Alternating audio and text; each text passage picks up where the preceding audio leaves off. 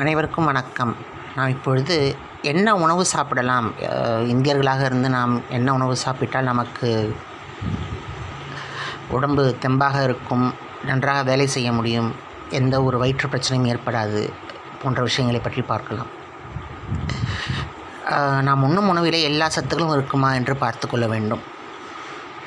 புரதம், carbohydrates, fats, minerals, vitamins எல்லாம் இருக்கிறதா நம் சாப்பிடும் உணவிலே பேலன்ஸ்டு டயட்டாக நாம் சாப்பிட வேண்டும்.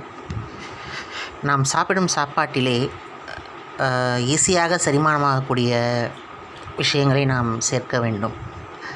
பொதுவாக அரிசி கஞ்சி, இந்த பல அரிசிகள் இப்பொழுதெல்லாம் சொல்லுகிறார்கள். கருப்பு கவுனி அரிசி, சிவப்பு அரிசி, மாப்பிள்ளை சம்பா அரிசி, சீவக சம்பா அரிசி, சிவப்பு கவுனி அரிசி போன்ற அரிசிகளை எல்லாம் வைத்து கஞ்சி செய்து சாப்பிடலாம். அதில் மிளகு, நல்ல மசாலா, ஏலக்காய், பட்டை, லவங்கம் போன்றவற்றை எல்லாம் சேர்த்து நன்றாக ஒரு கஞ்சி செய்து சாப்பிடலாம். நீங்கள் கறிக்குழம்பு, மீன் குழம்பு எது வைத்தாலும் அதை கேழ்வரகு கூழோடு சேர்த்து சாப்பிட்டால் மிகவும் ருசியாக இருக்கும். கேழ்வரகு கூழ் நன்றாக வைத்து தினமும் அதை ஒரு முறையாவது சாப்பிட வேண்டும். கூழுக்கு மிஞ்சின விருந்து இல்லை என்று சொல்லுவார்கள். அவ்வாறு நாம் கூழிலே தயிர், சாம்பார் போன்ற விஷயங்களை எல்லாம் கலந்து சாப்பிடலாம். அது ஒவ்வொரு குழம்பிற்கும் ஒவ்வொரு ருசியை தரும். நாம் மில்க் ஷேக் போன்று செய்து சாப்பிடலாம். பாலிலே பேரிச்சை பழம், முந்திரி, திராட்சை, பாதாம், பிஸ்தா போன்ற நட்ஸு,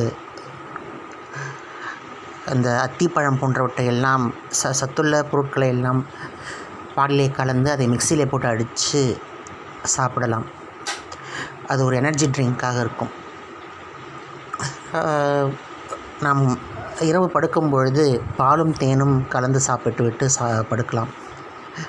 தாம்பத்தியம் இனிக்கும். அதைப்போல்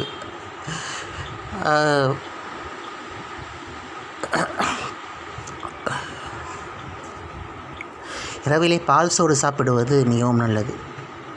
ஒரு நாளைக்கு 2-3 முட்டைகள் எடுத்துக்கொள்ளலாம். ஏதாவது பழங்கள், ஒரு நாளைக்கு ஒரு பழம் சாப்பிடலாம். ஆப்பிள் பழம், மாதுளை பழம், ஏதாவது ஒரு பழத்தை ஒரு நாளைக்கு ஒரு பழமாக சாப்பிடலாம்.